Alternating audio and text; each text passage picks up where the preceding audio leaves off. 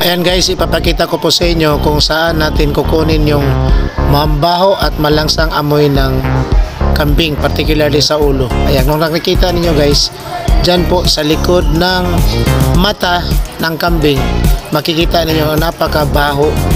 Kapag nasali yan sa pagluto po sa ulo ng kambing, kahit gaano ka pa galing magluto, medyo maamoy pa rin ang ulo ng kambing.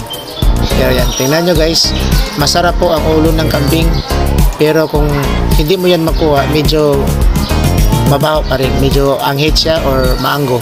Pero kung nakuha mo yan, completely napakasarap po sa ulo ng kambing. Ganyan lang po guys, nasa likod lang mata yan.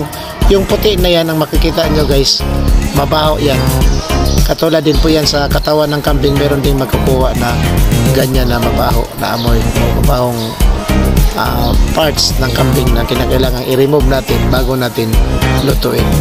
Ano? Napakasarap po ang ulo ng kambing, lalo na kung wala na siyang maanggong amoy.